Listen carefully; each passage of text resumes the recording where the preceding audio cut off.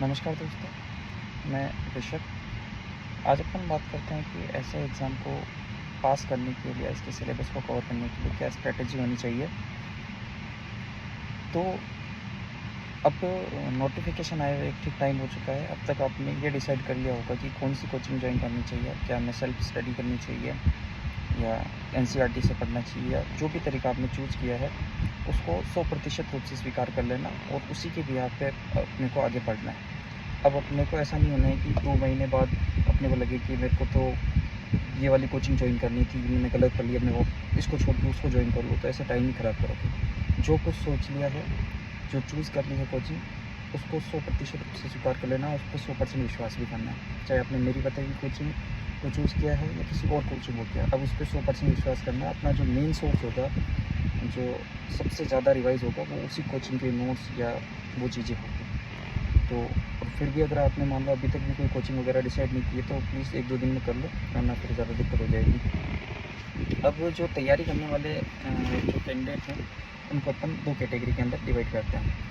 पहली कैटेगरी के अंदर तो वे लोग हैं जो बिल्कुल न्यू एस्पिरेंट हैं, जिन्होंने पहली बार जैसे ग्रेजुएशन के बाद एक एग्ज़ाम की तैयारी शुरू की। जैसे कि एसआई का एक वैकेंसी आई, जस्ट ग्रेजुएट हैं, अभी कभी भी जीके नहीं पढ़ा, कोई साइंस के स्टूडेंट, कॉमर्स के स्टूडेंट रहे हैं, कभी भी जीके से इनका सीधा सीधा संबंध नहीं रहा। तो एक तो वो लोग, और दूसरे वो लोग जो कि एक एक्सपीरियंस है उनको, 4-5 साल से वो कंपटीशन की तैयारी कर रहे हैं, दूसरे वो लोग। तो पहले अपन बात करते हैं कि भाई कि जो न्यू एस्पायरेंट है, ठीक है, तो उनको क्या करना है। तो उनको जैसे अगर कोचिंग ज्वाइन कर रखी है, तो पहले उनकी बात करते हैं। तो जैसे कि मैंने जब स्प्रिंग बोर्ड को ज्वाइन किया था, तो मैं भी जैसे साइंस का स्टूडेंट था, तो मेरे लिए भी जीके के सारे सब्जेक्ट, चाहे हिस्ट्री, ज्योग्राफी, पॉलिटी, बिल्कुल पूरी तरह से अलग थे, नए थे। तो उसको याद करने में शुरुआत में कुछ ज़्यादा ही दिक्कत आती, फिर तो रिवीजन ईजिली होता जाता है। तो मैंने क्या किया था कि जैसे मान लो कि राजस्थान हिस्ट्री की क्लास चालू हुई, तो जैसे आज कोचिंग का पहला दिन है, तो पहले दिन के अंदर जो सर ने पढ़ाया उसको रूम पे आके याद कर लिया। मतलब स्प्रिंग बोर्ड में जैसे कि 6 घंटे की क्लास लगती थी, 3 सब्जेक्ट की क्लास लगती थी। तो रूम पे आके सबसे पहले तो आज जो पढ़ा है उसको अच्छे से याद कर लिया। जितनी सब्जेक्ट 3 सब्जेक्ट पढ़ाई है, तो 3 सब्जेक्ट को अच्छे से अपन ने याद कर लिया। सेकेंड डे जो पहले दिन पढ़ाया वो, और दूसरे दिन जो पढ़ाया वो, दोनों को याद कर लिया। तीसरे दिन पहले, दूसरे, तीसरे दिन जो पढ़ा सब कुछ याद कर लिया। चौथे दिन पहले, दूसरे, तीसरे, चौथे दिन। पाँचवें दिन पहले, दूसरे, तीसरे, चौथे, पाँचवें दिन। इस तरह से मैंने याद कर लिया। अब जब मैं छठे दिन पहले दिन जो पढ़ा है उसको याद करने की कोशिश करता हूँ या देखता हूँ, तो इतनी बोरियत सी फील होने लग जाती थी, यार इतनी बार तो इसको रख लिया, इतनी बार तो देख लिया इसको, मतलब जोर आने लग जाता है उसी चीज़ को पढ़नी, यार एक ही चीज़ को बार बार क्यों पढ़ना। तो उस कैटेगरी के अंदर क्या कर लिया कि छठे दिन दूसरे, तीसरे, चौथे, पाँचवें, और छठे दिन जो पढ़ा वो पढ़ लिया। सातवें दिन वापस तीसरे, चौथे, पाँचवें, छठे, सातवें दिन।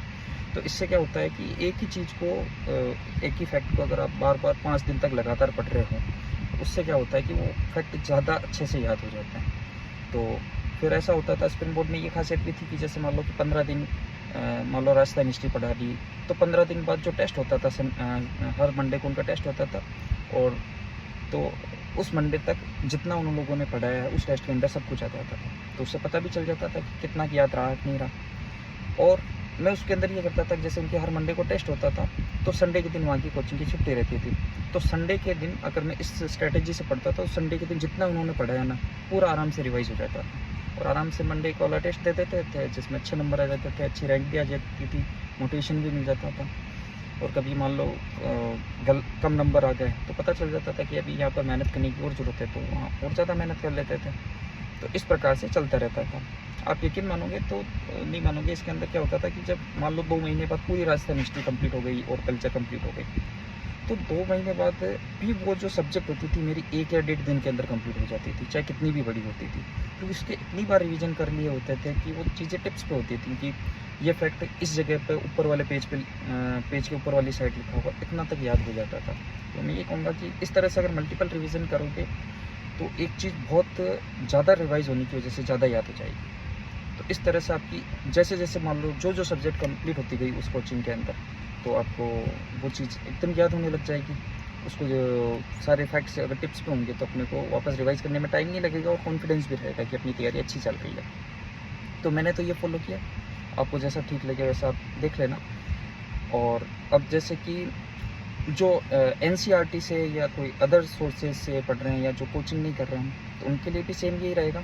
अब एक ही साथ मान लो सब नोट्स तो आप सारे उठा के लेके आ जाओगे, जितने भी सब्जेक्ट्स हैं। एक ही दिन 10 सब्जेक्ट पढ़ने से अच्छा एक दिन मैक्सिमम 2 या 3 सब्जेक्ट को दे देना, कि भाई जैसे 3 सब्जेक्ट चालू करती है अपने, एक हिस्ट्री जो चालू करती है, ज्योग्राफी चालू करती है, पॉलिटी चालू करती है, तो इन तीनों सब्जेक्ट को रोज़ 2-2 घंटे पढ़ना है, फिर उसका मल्टीपल रिवीजन करना है। या टाइम ज़्यादा मिल जाए तो 3-3 घंटे पढ़ लो और उसका मल्टीपल रिवीजन करते जाओ। ये स्ट्रेटेजी अपनाओ। एक ही दिन अगर आप 10 सब्जेक्ट उठा के पढ़ने लग जाओगे तो पहली बात प्रैक्टिकली वो याद एक भी सब्जेक्ट ही नहीं हो पाएगी, क्योंकि दिमाग सोचने लगेगा कहीं मेरे को हिस्ट्री पढ़ नहीं रहा पाते है, उसमें 1 घंटे बाद पॉलिटी चालू कर दोगे, पॉलिटी के अंदर मन लगने लगेगा, फिर आप ज्योग्राफी चालू कर दोगे, तो इससे कोई मतलब नहीं है। एक दिन में मैक्सिमम 2 या 3 सब्जेक्ट ये तो करना है आपको अपनी तैयारी के अंदर, जैसा मैंने किया था।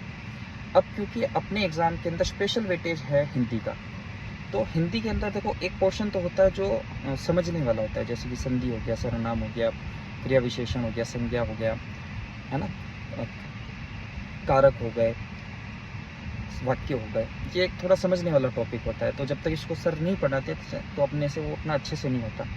तो ऐसे टॉपिक्स के लिए तो अपने को सर का इंतज़ार करना कि सर जब तक नहीं पढ़ा देते अपनी क्लास के अंदर, तब तक उन्हीं टॉपिक्स का रिवीजन किया जाए जो सर नहीं पढ़ाते, ताकि अपने को अनावश्यक एनर्जी वेस्ट नहीं करनी पड़े। बस कुछ टॉपिक ऐसे होंगे जो प्योर रटने वाले होंगे, विलोम शब्द, पर्यायवाची शब्द, श्रुति संबंधार्थक शब्द, वाक्यांश के लिए एक शब्द, प्रशासनिक शब्दावली। तो इस तरह के टॉपिक्स के लिए आपको क्या करना है कि डेली, क्योंकि हिंदी का वेटेज अपने एग्जाम के लिए 50% है, तो हिंदी पे सबसे ज़्यादा मेहनत करनी। हिंदी ऐसी सब्जेक्ट है जिसमें 200 में से 200 नंबर आ सकते हैं। तो उसके अंदर क्या करना है कि एक शेड्यूल फिक्स कर लीजिए। अगर आपकी जो भी कोचिंग है या पढ़ने का जो टाइम है ना, मान लो कोचिंग 7 बजे से चालू हो रही है, या आपके पढ़ने का टाइम 7 बजे से है, तो उस 7 बजे वाले जो टाइम है उससे कम से कम 2 घंटे पहले हिंदी पढ़ने का एक प्रॉपर पूरे 8 महीने का शेड्यूल बना लो, कि 8 महीने तक मुझे रेगुलर हिंदी पढ़नी है। उस हिंदी के टॉपिक्स में क्या पढ़ना है अपने को, सारे रटने वाले टॉपिक, पर्यायवाची, विलोम शब्द, इस तरह से। उनके अंदर भी क्या करना है, जैसे विलोम शब्द उठाए अपन ने, पहले दिन 2 घंटे पढ़ा, 2 घंटे के अंदर अपन ने मान लो 3 पेज पढ़े, 4 पढ़े, 5 पढ़े, जितने पेज पढ़ने थे वो पढ़ लिए। अच्छे से रट लेना है उनको। एक मतलब ऐसा होना चाहिए कि विलोम शब्द अगर लिखे हुए हैं तो इस साइड से पढ़ रहे हैं उसको, दिन का विलोम शब्द अगर रात है तो रात का भी दिन याद आ जाए, मतलब दोनों को एक दूसरे ऐसे याद करना, एक साइड से याद नहीं करना। तो इतना अच्छे से याद कर लेना, तो 2-2 घंटे के अंदर जितना वो हो पाएगा वो हो पाएगा। अगले दिन वापस पढ़ोगे, मान लो कि विलोम शब्द के अपन ने 4 पेज पढ़ लिया, अगले दिन जब पढ़ोगे तो 4 पेज का रिवीजन तो करना ही है, फिर 2 नए पेज पढ़ना है, फिर तीसरे दिन पढ़ोगे तो वापस पूरे 6 पेज पढ़ने, फिर नए 2 पेज और पढ़ने। इस तरह से मतलब कोई भी सब्जेक्ट हो, अगर आप पहली बार पढ़ रहे हो तो ऐसा मत समझो कि पहली बार पढ़ लिया मेरे को याद हो गई, कभी याद नहीं होती। उसके हाथे हाथ मल्टीपल रिवीजन करते जाओ। हिंदी के अंदर जरूरी नहीं है कि अपने को 1 महीने के अंदर सिलेबस कंप्लीट करना, नहीं करना है अपने को 8 महीने की स्ट्रैटेजी बनानी है एक लंबी। तो उसके अंदर क्या करना है, विलोम शब्द को आप पहले 10 दिन तक पढ़ो, इतने अच्छे से पढ़ो कि टिप्स को हो जाए याद। आधी रात को उठा के पूछ ले तो इसका क्या विलोम शब्द है, तो वो अपने को याद हो। तो इस तरह से हर जो टॉपिक है प्योरली रटने वाला, स्पेशली रटने वाला टॉपिक है, उसकी तो आपकी खुद की अलग से स्ट्रैटेजी होगी कि कोई भी कोचिंग वाला आपको रटवाएगा तो नहीं, वो तो अपने को ही रटना पड़ेगा। तो हर दिन के अंदर कुछ घंटे उसको इस तरह से अपने को रिजर्व रखना है, ठीक है। चाहे आपको अगर सूटेबल होता है तो 2 घंटे सुबह के कर लो, और शाम का ठीक लगता है तो शाम को कर लो, वो आपकी सुविधा है कि कैसे करना है। तो एक हिंदी का अपने को बिल्कुल विशेष तौर से ध्यान रखना है। अब एक जो इस तरह के स्टूडेंट होंगे जो कोचिंग ज्वाइन करेंगे, सो मुझे पता है कि अधिकांश जो कोचिंग होंगी उनका एक जो खुद का भी टेस्ट का शेड्यूल होगा, चाहे कोई भी कोचिंग हो, तो वो होगा एक सेक्शनल टेस्ट, कि भाई इस टेस्ट के अंदर संधि आ जाएगी, मेवाड़ का इतिहास आ जाएगा, और मैथ रीजनिंग का ये टॉपिक आ जाएगा, और जनवरी महीने की करंट अफेयर आ जाएगी। ये वाले टेस्ट अगर अपने को मिल जाते हैं ना, सबसे बेस्ट ये टेस्ट है। इससे अपना सिलेबस, चाहे आप सेल्फ स्टडी कर रहे हो तब भी कंप्लीट हो जाता है, और कोचिंग के थ्रू कर रहे हो तो कोचिंग का वो सिलेबस इसी तरह से डिजाइन करते हैं कि आपके वो टॉपिक कंप्लीट होते जाए। तो सेक्शनल टेस्ट अगर हो सकते हैं, जो नए एस्पायरेंट है जो पहली बार तैयारी कर रहे हैं, तो उनको सेक्शनल टेस्ट तो जरूर देने चाहिए, उससे अपनी तैयारी बहुत ही अच्छी जाएगी। और करंट अफेयर भी साथ के साथ पढ़ते रहो आप। जो आपका एग्ज़ाम अपना आई गया अप्रैल के अंदर एग्ज़ाम है, अप्रैल से जस्ट 10 महीने तक का कम से कम, है ना, निकाल लो, और वहाँ से लेकर अप्रैल तक की करंट अफेयर तो अपने को रटनी है ना। अब जैसे कि वैसे एग्ज़ाम को अपना 8 महीना पढ़ा हुआ है, तो इससे 2 महीने की तो वो पढ़ लेना, फिर हर मंथ की पढ़ते जाना। और एक बार पढ़ने के बाद ऐसा नहीं है कि उसको वापस अपन एग्ज़ाम के बाद ही देख रहे, हर चीज़ मल्टीपल रिवीजन मांगती है। जनवरी की करंट अफेयर, जैसे मेरा ये था कि क्रोनोलॉजी पढ़ी मैंने हमेशा करंट अफेयर में, तो किसी करंट अफेयर को अगर एक महीने की करंट अफेयर की जो मैगजीन है 50-60 पेज की, मेरे को लगते थे उसको अच्छे से पढ़ने में 1 दिन पूरा लग जाता था 60 पेजों को पढ़ने में, पर उसका एक फैक्ट रटा हुआ होता था मेरा। तो उस तरह से करंट अफेयर को पढ़ना है अपने को, क्योंकि फिर सेकंड बार आप जब पढ़ोगे ना तो 1 दिन नहीं लगेगा उसमें अपने को आधा दिन ही लगेगा। तीसरी बार पढ़ोगे तो 2-2 घंटे के अंदर मैगजीन होने लग जाएगी, है ना। तो करंट अफेयर का भी हर चीज़ का मल्टीपल रिवीजन है, कोई चीज़ कमज़ोर नहीं है, हर चीज़ इंपॉर्टेंट है अपने एग्जाम से। जहाँ से भी 1 नंबर भी मिल सकता है अपने को नंबर चुराना है, तो इसलिए अपने को हर चीज़ पे वेटेज देना, हर चीज़ के मल्टीपल रिवीजन करना है। आप इतने ज़्यादा मल्टीपल रिवीजन करोगे तो इन्हीं कंटेंट्स रहेगा, कहीं से बाहर से नहीं आएगा। जो कह रहे हैं ना कि पैटर्न बदला है, ये बदला वो बदला, अरे तो भी पेपर यहीं से बनेगा यार, कहाँ से लाएंगे नए क्वेश्चन? सारे क्वेश्चन नए नहीं आ सकते। 70% क्वेश्चन वही आएंगे जो आते रहे हैं, ये ध्यान रख लेना आप। 70% वही आएंगे, और आप लोग गलती यही करोगे कि 70% को ढंग से रिवाइज नहीं करोगे। 70 में से तो 20 सवाल भी सही नहीं होंगे, और फिर आप भाग रहे हो उस 30% के पीछे जो इतने हार्ड क्वेश्चन है, जो किसी से नहीं आना है, चाहे आप कितनी एनसीईआरटी पढ़ लो। 30 क्वेश्चन के लिए इतनी सारी एनसीईआरटी पढ़ोगे तब जाके 10 सवाल सही होंगे, और 70 में से 20-30 सवाल में हो गए तो वैसे सिलेक्शन नहीं होना है। तो सबसे ज़्यादा ध्यान देना है अपने को जो मेन सोर्स होता है अपना कोचिंग का नोट्स। क्योंकि कोचिंग वाले देखो, सब कोचिंगों को अच्छी रैंक चाहिए या अपना रिजल्ट अच्छा रखना है। हर कोचिंग अच्छे से अच्छा कंटेंट देंगी, वो भी पैटर्न को देखती है, वो कोई आंख बंद के करके कोचिंग नहीं चला रही। चाहे कोई भी कोचिंग होगी, वो अच्छे से कंटेंट को देखेगी, अपने कंटेंट को रिव्यू करेगी। अगर आरपीएससी ज़्यादा डीप में जा रही है तो वो भी डीप में पढ़ाएगी। तो आप मेन सोर्स जो है अपने नोट्सों को रखना। मैं वापस रिपीट कर रहा हूँ, लास्ट टाइम पे यही पछतावा रहेगा कि आप उन हार्ड क्वेश्चन को देख के इतना घबरा रहे होंगे कि आप जो मेन जो 70 क्वेश्चन आने वाले ना उनको तो ढंग से पढ़ोगे नहीं, और 30 क्वेश्चन के लिए भागोगे। 30 में से 30 भी सही कर लिए तो भी सिलेक्शन नहीं होगा। इसलिए कह रहा हूँ कि 70 क्वेश्चन पे ज़्यादा ध्यान देने की अपने को ज़रूरत है। तो अपन ने जैसे करंट अफेयर का बता दिया, और वो कैसे पढ़ना वो भी बता दिया, सेक्शनल टेस्ट की इंपॉर्टेंस बता दी। तो ये तो अपने हो गया वे स्टूडेंट जो पहली बार किसी कंपटीशन की तैयारी कर रहे हैं, पहली बार उनका हिस्ट्री, ज्योग्राफी, पॉलिटी से पाला पड़ा है। अब दूसरी कैटेगरी के अंदर वो लोग होंगे जो एक 4-5 साल से तैयारी कर रहे हैं, पर किसी रीजन से उनका सिलेक्शन नहीं हो पाया, या फिर हो भी गया है तो मान लो कि जैसे कि किसी का कांस्टेबल के रूप में हो गया है, वीडियो पटवारी, जो एक हायर पे ग्रेड पे जाना चाह रहे हैं या थोड़ा आगे बढ़ना चाह रहे हैं। तो देखो उनकी क्या है कि तैयारी तो होती है भाई। अब जैसे अगर कोई पूछे कि पटवारी के सिलेबस में एसआई के सिलेबस में क्या अलग है, तो लगभग सेम ही होगा भाई, जबकि उसमें शायद पटवारी वटवारी में थोड़ी बहुत इंग्लिश भी आती है, एसआई में वो भी नहीं है भाई। वेटेज ही तो बड़ा है। जैसे कि मेरे को तो क्या सिलेबस नहीं, पटवारी के अंदर फिक्स क्वेश्चन होते होंगे, हिंदी के 15 या 20 क्वेश्चन वो आने, पर एसआई के अंदर तो पूरा पूरा पेपर दे रखा है अपने को। तो उन 20 क्वेश्चन के लिए भी हिंदी तो पढ़ी थी अपन ने, विलोम शब्द, पर्यायवाची सब पढ़े थे, यानी आते तो हैं ही अपने को। तो अपने को क्या करना है, जो ऐसे लोग हैं जिनको पहले ही अपनी नॉलेज अच्छी है, उनको देखो अपना जो सोर्स है उसको बार बार रिवाइज करना है, जो जिससे भी उन्होंने तैयारी की है। साथ के साथ उनको कंप्लीट टेस्ट लगाने हैं जो पूरे सिलेबस पे बेस्ड होते हैं, वो उनके लिए ज़्यादा फायदेमंद है। इससे वो क्या सीखेंगे कि देखो आता तो सारी सब्जेक्ट है, बस रिवीजन ही तो नहीं हुआ या कम हुआ है रिवीजन। तो आप पूरे टेस्ट अगर देने की कोशिश करोगे तो उससे अपना एक एलिमिनेशन मेथड जो है ना वो इम्प्रूव होगा। ऐसे सब्जेक्ट्स भी होगी, मान लो जैसे कि मैंने आज सिलेबस तो कंप्लीट पहले ही हो रखा है मेरा, पर मान लो अभी मैंने रिवीजन केवल राजस्थान हिस्ट्री, ज्योग्राफी, पॉलिटी का ही कर पाया। अब मेरे सामने आ गया इंडियन हिस्ट्री का कोई क्वेश्चन, पर कभी ना कभी तो पढ़ा हुआ है। तो उस टाइम पे जो माइंड काम करता है ना उस क्वेश्चन को सोल्व करने के लिए, इसको एलिमिनेट कर दूँ, ये नहीं हो सकता, कंफर्म नहीं हो सकता, इसको तो काट दिया, एक ऑप्शन से ही हो सकता है। तो वो एलिमिनेशन मेथड इंप्रूव होगा उन क्वेश्चंस को करने से जो या तो आपको नहीं आते हैं या पढ़े हुए हैं पर थोड़े कच्चे कच्चे याद हैं। तो आप कंप्लीट टेस्ट पे भी ज़्यादा फोकस कर सकते हो। कंप्लीट टेस्ट पे फोकस करो, प्रीवियस ईयर के क्वेश्चन पेपर पे बहुत ज़्यादा फोकस करो। वहाँ से आपके क्वेश्चन, क्योंकि आपकी तैयारी एक अच्छे लेवल पे है, तभी तो आप वीडियो पटवारी या कांस्टेबल कुछ बने हो। अब आपकी उस तैयारी को थोड़े से और अच्छा बनाने के लिए अपन क्या करेंगे, ज़्यादा ज़्यादा प्रैक्टिस करेंगे, ताकि उससे क्या होगा कि अपने नंबर अच्छे आ जाएँ। तो जिनकी तैयारी पहले ही हो रखी है ना, उनको कंप्लीट टेस्ट पे ज़्यादा फोकस करना चाहिए। सेक्शनल टेस्ट भी दो, मतलब आप लोगों को प्रैक्टिस ज़्यादा करनी है। सेक्शनल टेस्ट के टाइम पे सेक्शनल टेस्ट दे दो। आरपीएससी का कोई पेपर आ गया, मान लो कोई जैसे कि ये डिप्टी जेलर का एग्ज़ाम हो गया, या आगे भी कोई ऐसा इस तरह का सिलेबस का अगर एग्ज़ाम हो रहा है, कुछ नहीं करना, अपनी तैयारी तो हो ही रखी है, उस पेपर को खोलो और खुद सोल्व करने लग जाओ। पता चल जाएगा कि 100 में से कितने सवाल सही हो रही है। तैयारी तो हो रखी है अपनी, उससे अपनी प्रैक्टिस बार बार होती जाएगी, मल्टीपल होती जाएगी। तो वो कंप्लीट टेस्ट पे ध्यान दें, प्रीवियस ईयर के क्वेश्चन पेपर पे ध्यान दें, और बाकी रिवीजन तो आपको करना ही है। फिर भी आपको लगे कि अब तो मैंने सब कुछ पढ़ लिया, तो आपके पास तो मौका है, और भी पढ़ते रहो। जितना पढ़ोगे उतना कम है। जैसे मान लो कि राघव प्रकाश तो मेरी बहुत ही ज़्यादा रट ली मेरे से, तो इतनी ज़्यादा रटी कि मेरे को सब कुछ आता है। तो और भी कोई मानस पब्लिकेशन की, एनसीईआरटी को और भी पढ़ लो। कोई भी सब्जेक्ट हो सकती है, वो प्रशासनिक शब्दावली हो गई, मेरे को तो बहुत ही ज़्यादा अटली, मैंने तो बहुत ही अच्छी तैयारी हो गई। तो और भी कोई मार्केट के अंदर कोई चल रही हो तो वो पढ़ लो, मतलब उसके अंदर आपकी तैयारी अच्छी है, आपको धार देने की ज़रूरत है, तो आपको उस साइड में काम करना चाहिए और कंप्लीट टेस्ट पे ध्यान देना चाहिए। और एक मैं चीज़ ये कह रहा था कि आप टेस्ट सीरीज जो भी ज्वाइन करो, होती कोशिश मेरी ये राय रहेगी कि कोई अच्छी कोचिंग की करना।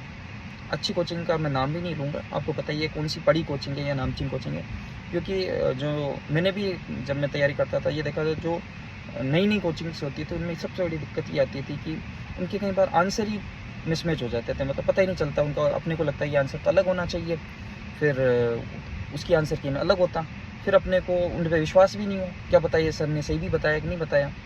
तो मेरे को लगता है कि शायद एक ठीक बड़ी कोचिंग रहती है तो अपने उस पर ट्रस्ट ज़्यादा रहता है कि वो उन्होंने बताया, आंसर बताया तो सोच समझ के बताया होगा। तो मेरा पर्सनल रहेगा कि आंसर जो टेस्ट सीरीज ज्वाइन करो थोड़ी अच्छी कोचिंग की करना, ताकि उससे क्या हो कि ये कॉन्फिडेंस तो रहे कि उनकी आंसर की सही है, और उसको अपन याद भी करें, रटे भी तो चल जाएगा। तो ये अपने हो जाएगा तैयारी करने के लिए। और देखो मेडिकल डाउट के अंदर एक डाउट ऐसा था जो मैं नहीं बता पाया था, कान के ईयर टेस्ट के अंदर क्या होता है। तो कान के अंदर क्या करते हैं कि वो कान का पर्दा टेस्ट देखते हैं कि पर्दा है कि नहीं है। तो अगर किसी के पर्दे में, कान के पर्दे में छेद है, तो मैं वही कहूँगा कि जब वो डॉक्टर देख ही रहा है कि इसके पर्दा है या नहीं है, फिर आप पूछ रहे कि मेरे छेद है पर्दे के अंदर, कोई डाउट के अंदर पूछ रहा है मेरे से, तो क्या मेरे को दिक्कत है, कि जब वो पर्दा ही चेक करे तो ज़्यादा चांस है कि भाई दिक्कत आएगी। तो जो चीज़ चेक ही की जा रही है, तो फिर अगर वही चीज़ अपनी ख़राब है तो दिक्कत तो आनी ही है। अब मैं इसके अंदर आपको इस तरह से जवाब दूँ कि नहीं दिक्कत आएगी। मैं तो ये कहूँगा कि अगर फिर भी आपको डाउट है तो आप एक बार डॉक्टर से मिल लो, गवर्नमेंट डॉक्टर से मिल लो, वही बता सकता है, कोई नहीं बता सकता इसके बारे में। जैसे कि मैंने कलर ब्लाइंड का बता दिया, अब आप पूछो उसके अंदर कि मेरे को 50% कलर ब्लाइंड है, 50% नहीं है, या मुझे दिक्कत आएगी, ये डॉक्टर बता सकता है, क्योंकि वो जो एक डायरी होगी कलर ब्लाइंड की वो पूरी पढ़वाएंगे। उसमें अगर कहीं भी दिक्कत आ गई तो पार्शियल कलर ब्लाइंड भी डाल सकते हैं, और कलर ब्लाइंड तो बिल्कुल भी अलाउ नहीं है। हाइट का है कि मेरी थोड़ी कम है, तो मैंने कहा 19-20 तो चल जाएगा, शायद चल जाएगा, पर कंप्लीट चलेगा या नहीं चलेगा इसकी गारंटी तो कौन ले सकता, कोई नहीं ले सकता। और बाकी अब कुछ गंभीर बीमारी जो कुछ आई थी कि जैसे कि मेरे टेस्टिस में प्रॉब्लम है, तो देखो मेरी भी जानकारी इसके अंदर एक सामान्य जो व्यक्ति की हो सकती है वही है। अगर ये गंभीर जो बीमारियां हैं या अपने कोई दिक्कत है, तो ये किस लेवल की है, कोई ज़्यादा दिक्कत करने वाली नहीं दिक्कत करनी, उसका निर्धारण डॉक्टर करेगा। तो मैं ये कह रहा हूँ कि जो सामान्य बातें हैं वही कोई भी अभ्यर्थी या कोई भी कोचिंग बता सकता है। जैसे मैंने आई का बता दिया, आई 6/6 क्या होता है, कलर ब्लाइंड में क्या देखते हैं, हाइट में क्या देखते हैं, ईसीजी होता है, सोनोग्राफी होता है, एक्सरे होता है, बस यही चीज़ें बताई जा सकती है। फिर भी आपको ज़्यादा लगता है कि यार मेरे को कुछ गंभीर दिक्कत है, तो टेक्निकल नॉलेज तो देखो ना तो मुझे है ना किसी कोचिंग वाले को होगी कि इस बीमारी का स्पेसिफिक नाम भी ये है। हमने पहली बार सुना, कुछ ऐसे डाउट्स भी आए कि मेरे ये प्रॉब्लम है, तो जब मेरे को बीमारी का भी नाम नहीं पता है वो, इसका निर्धारण देखो सबसे अच्छी राय मैं आपको बताता हूँ डॉक्टर देगा।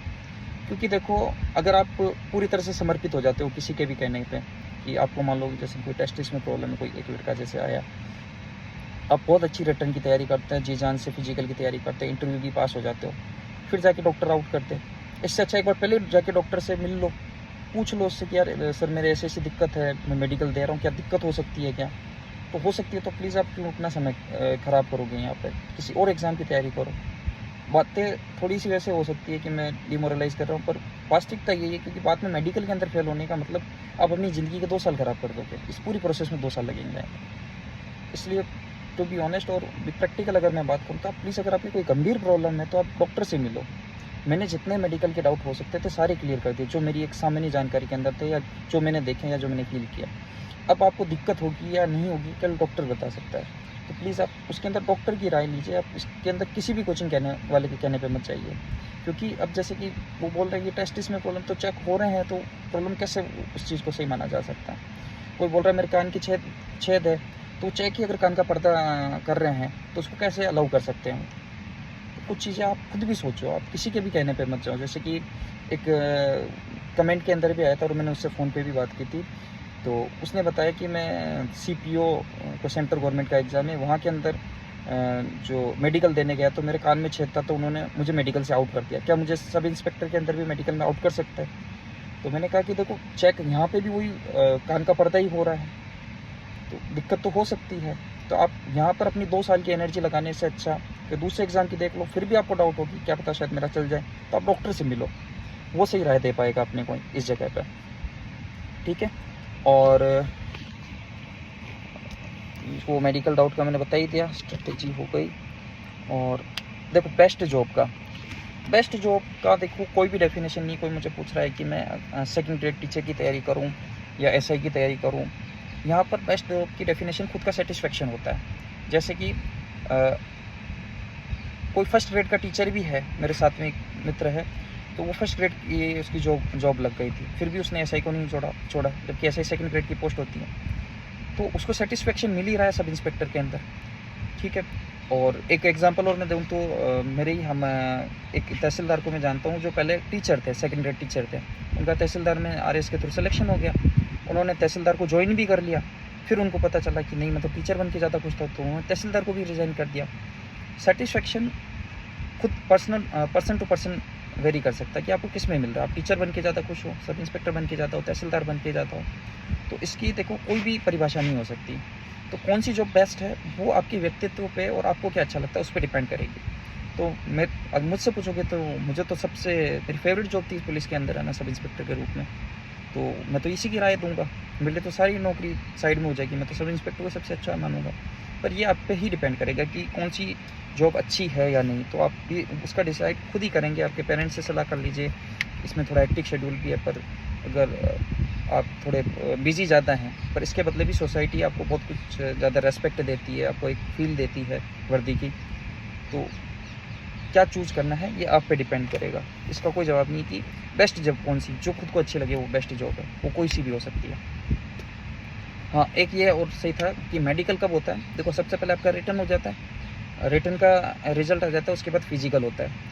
फिजिकल के अंदर जो आपकी जैसे कि बॉयज़ की बात करूँ तो दौड़ हो गई, लंबी कूद हो गई, चिनअप हो गई, ये 3 चीज़ हो गई। यहाँ से जो पास हो गए उनका इंटरव्यू कॉल हो जाता है। इंटरव्यू कॉल होने के बाद एक आपके ना जो फ़ोन आता है और एक लिस्ट निकलती है मेडिकल की, उस और ये माना जाता है जिसका मेडिकल कॉल हो गया ना उसका फाइनल सिलेक्शन हो चुका है, ठीक है। तो इंटरव्यू के जस्ट बाद मेडिकल होता है, और जिसका मेडिकल कॉल हो गया 99.99% उसका सिलेक्शन हो चुका है, अगर वो मेडिकली फिट है तो इस तरह से मेडिकल जो होता है इंटरव्यू के बाद होता है, और उसके बाद सीधी ज्वाइनिंग होती है। ज्वाइनिंग ऑर्डर ही आता है, वो आपको आरपीए के अंदर रिपोर्ट करना होता है। तो मेडिकल इंटरव्यू के जस्ट बाद होता है। और एक और ये रह गया था आईबी की जॉब प्रोफाइल के बारे में। तो मैं सोच रहा हूँ कि देखो ये वीडियो वैसे ही बहुत लंबा हो चुका है, तो अपन जॉब प्रोफाइल से रिलेटेड एक अलग से वीडियो बना देंगे जिसके अंदर एपी, आईबी, आरएसी, एमबीसी सबको एक साथ कवर कर लेंगे, ठीक है। और मेरे हिसाब से देखो जो डाउट थे सारी मैंने क्लियर कर लिए हैं, फिर भी वो तो लास्ट ही एक वीडियो और बना लेंगे पर जो इसमें ये रहेगी जॉब प्रोफाइल वाले डाउट की, इसके अंदर आप सब कुछ कवर कर लेंगे। फिर अपन थोड़ा विराम देंगे, आप आराम से तैयारी ही करना, ठीक है। बाकी आप इंस्टाग्राम पे मैसेज करके जो भी पूछना पूछ लें, ठीक है। धन्यवाद, बेस्ट ऑफ लक।